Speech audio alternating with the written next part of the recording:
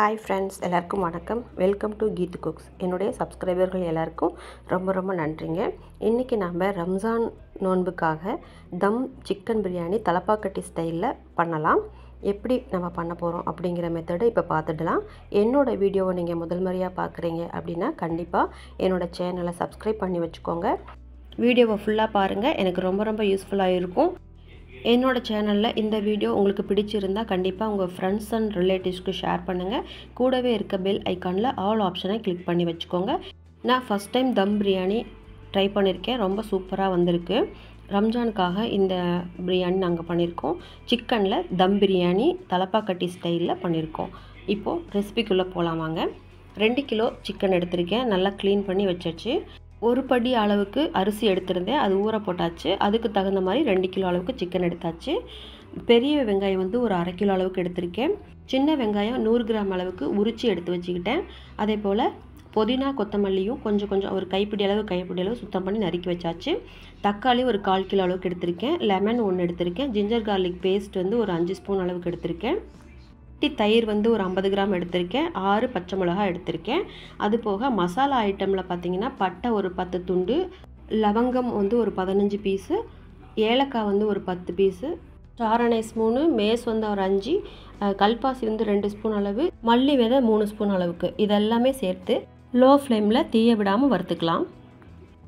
மிக்சியில் சேர்த்து அரைச்சி பேஸ்ட்டாக வச்சுக்க போகிறோம். இதையும் நம்ம வந்து எல்லாமே தயார் பண்ணி வச்சுக்கிட்டோம்னா இன்க்ரீடியன்ட்ஸ் எல்லாமே நமக்கு சமைக்கும் போது ஈஸியாக இருக்கும். ஃப்ளேம் வந்து நம்ம பாதியாவோ அல்லது லோ ஃப்ளேம்லேயோ வச்சு வறுத்தோம்னா தீயாமல் அழகாக நமக்கு மொறுன்னு நல்லா வாசனையோடு வறுத்து நமக்கு கிடைச்சிரும். இப்போ நல்லாவே வறுபட்டுருச்சு. ஒரு பிளேட்டுக்கு மாற்றி ஆற விட்டுக்கலாம். இப்போது ஒரு 150 கிராம் அளவுக்கு முந்திரி பருப்பு எடுத்து அதே கடாயில் நம்ம செவக்க வறுத்துக்கலாம். ஓரளவுக்கு செவந்தாலே போதும், சூடானாலும் கூட போதும். நல்லா அரைச்சோம்னா பவுடராக கிடைக்கிற மாதிரி. பவுடராக நம்ம போட போகிறதில்ல, பேஸ்ட்டாக தான் நம்ம போட போகிறோம். நைஸாக ஆகணும் அப்படிங்கிறதுக்காக வறுக்கிறோம். பிசுன்னு இல்லாமல் நமக்கு ட்ரையாக கிடச்சிரும். இப்போது ஆல்ரெடி வறுத்து வச்ச மசாலாவிலேயே இந்த முந்திரி பருப்பையும் சேர்த்துக்கலாம்.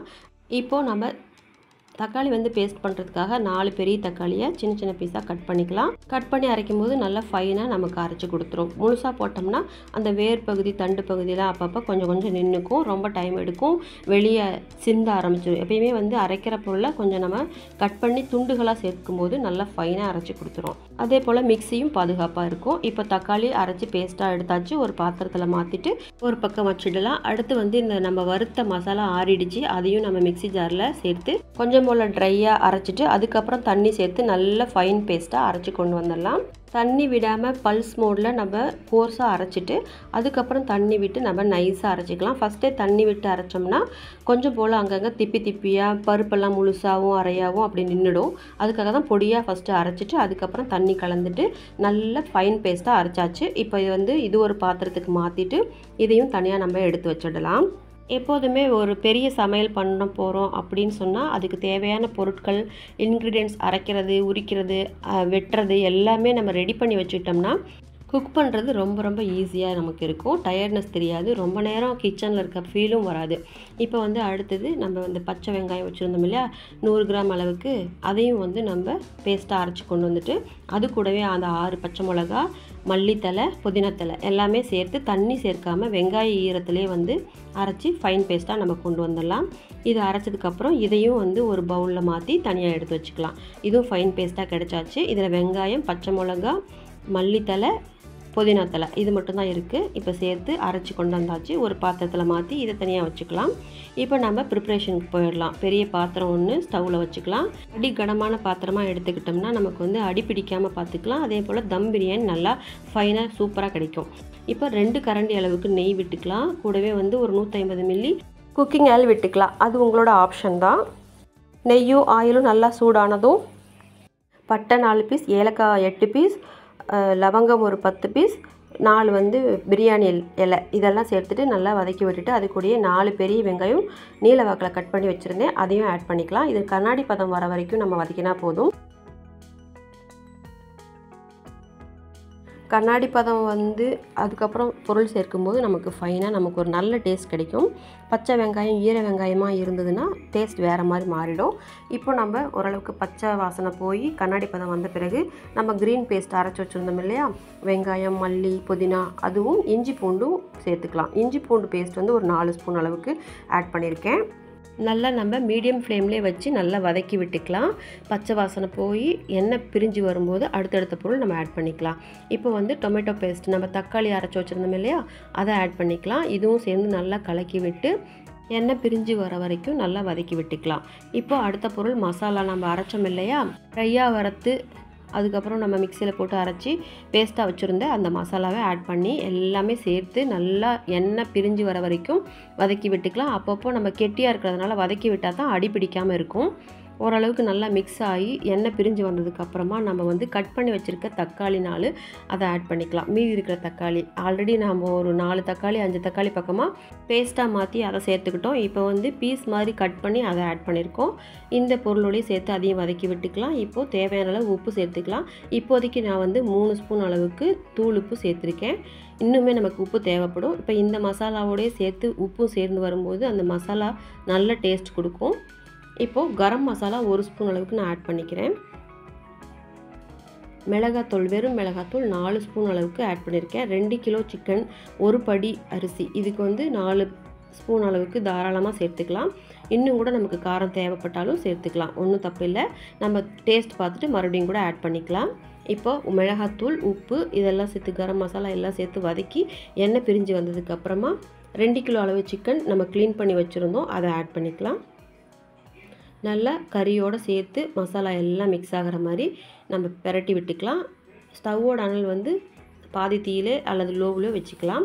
இது கூட இப்போ 3 ஸ்பூன் அளவுக்கு லெமன் ஜூஸ் ஆட் பண்ணிக்கலாம். அதுவும் சேர்த்து நம்ம கிளறி விட்டுட்டு 3 ஸ்பூன் அளவுக்கு நம்ம கர்டு கெட்டி தயிரும் ஆட் பண்ணிக்கலாம். இப்போ இதுவும் சேர்த்து நல்லா பிரட்டி விட்டு லோ ஃப்ளேமில் இருக்கிறதுனால சிக்கன் வந்து தண்ணி விட ஆரம்பிக்கும். அதில் கொஞ்சம் நேரம் பிரண்டு நல்லா வேகட்டும். அதுக்கப்புறம் நம்ம தண்ணி விட்டுக்கலாம்.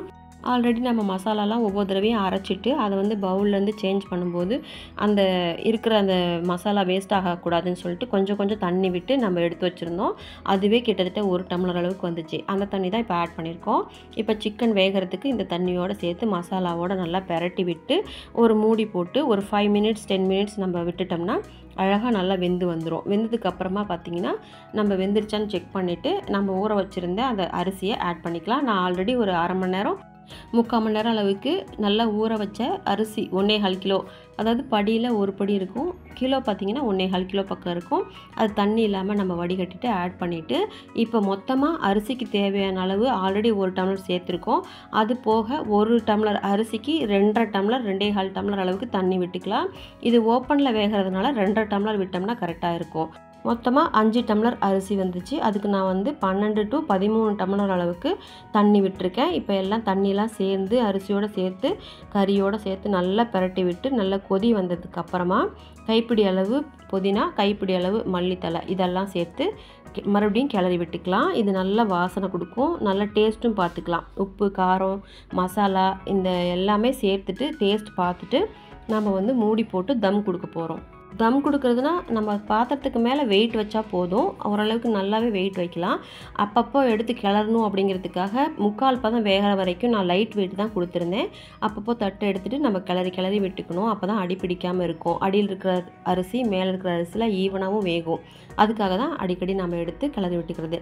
இப்போது 3/4 பதம் வெந்ததுக்கு அப்புறமா நான் இதுக்கு மேலே ஒரு பாத்திரத்தில் தண்ணி வச்சுட்டு அதுக்கும் மேலே இந்த குட்டி உரலையும் அதோட குழவையும் வச்சு நல்லா தம் கொடுத்தாச்சு. ஒரு 10 நிமிஷம் போல் அப்படியே விட்டதுக்கப்புறம் நல்லாவே குழஞ்சி சூப்பராக வெறையாகவும் இல்லாமல் ரொம்ப ஜூஸியாகவும் இல்லாமல் அருமையான பிரியாணி, தம் பிரியாணி நமக்கு ரெடி ஆகிடுச்சு. தலப்பாக்கட்டி ஸ்டைலில் சூப்பராக வெந்து வந்துருந்துச்சு. இப்போ கறி வெந்திருக்கா, டேஸ்ட் எப்படி இருக்குன்னு பார்க்குறதுக்காக கொஞ்சமாக எடுத்து டேஸ்ட் பார்க்க கொடுத்தோம். ஃபைனலாக சூப்பராக இருந்துச்சு. ஒரு 5 நிமிஷம் போல் மறுபடியும் தம்மில் இருக்கட்டும்னு சொல்லிட்டு வாழை இலை மூடிட்டு அதே ப்ராசஸ் மறுபடியும் ஒரு 5 மினிட்ஸ் அளவுக்கு வச்சுட்டு அதுக்கப்புறம் எடுத்தாச்சு. சுடு தண்ணிக்கு மேலே உரலுக்கு அப்புறம் எதுவும் இல்லை, எடுத்துகிட்டு ஒரு 5 மினிட்ஸ் கழித்து எடுத்து பார்த்ததுக்கப்புறம் பார்த்திங்கன்னா அட்டகாசமாக இருந்ததுங்க. இதில் மேலே மேற்கொண்டு நெய் மட்டும் ஆட் பண்ணால் நம்மளோட பிரியாணி சூப்பரான டேஸ்ட்டில் செமையாக இருந்தது. ஒரு 2 கரண்டி மறுபடியும் நான் நெய் ஆட் பண்ணியிருக்கேன். எல்லா பக்கமும் ஆகிற மாதிரி நம்ம நெய் விட்டுக்கலாம். நெய் வந்து லாஸ்ட்டில் விட்டு செய்யும்போது நமக்கு அது தனி டேஸ்ட் கொடுக்கும். ஆல்ரெடி சமைக்க ஆரம்பிக்கும் போது 2 கரண்டி நெய் சேர்த்துருக்கோம். ஃபைனல் டச்சாக 2 கரண்டி சேர்த்துருக்கோம். அவ்வளோதாங்க, ஹாப்பியாக சாப்பிட்லாம். ரொம்ப சூப்பராக வந்திருக்கு ரம்ஜான் பிரியாணி. அருமையாக தம் பிரியாணி தலப்பாக்கட்டி ஸ்டைலில் சூப்பராக பண்ணியாச்சுங்க. டேஸ்ட்டு பக்காவாக இருந்தது. நீங்களும் விருப்பப்பட்டீங்கன்னா கண்டிப்பாக இந்த மெத்தடை ஃபாலோ பண்ணுங்கள். நான் போட்டிருக்க இந்த இன்க்ரீடியனோட அளவு உங்களுக்கு சரியாக இருக்கும். டேஸ்ட் பண்ணி பார்த்துட்டு செஞ்சு சாப்பிட்டு பார்த்துட்டு உங்களோட ஃபீட்பேக்கை கண்டிப்பாக எனக்கு சொல்லுங்கள். இந்த வீடியோ உங்களுக்கு கண்டிப்பாக பிடிச்சிருக்கும்னு நான் நினைக்கிறேன். என்னோடய வீடியோ பார்த்த உங்களுக்கு ரொம்ப ரொம்ப தேங்க்ஸ். புதுசாக பார்க்குறவங்க என்னோடய சேனலை சப்ஸ்கிரைப் பண்ணி வச்சுக்கோங்க. கூடவே இருக்க பெல் ஐக்கானில் ஆல் ஆப்ஷனை கிளிக் பண்ணி வச்சுக்கோங்க. என்னோடய நோட்டிஃபிகேஷனில் ஒவ்வொரு வீடியோவும் உங்களை வந்து சேரும். தேங்க்ஸ் ஃபார் வாட்சிங் this video friends. Thank you, bye and take care friends.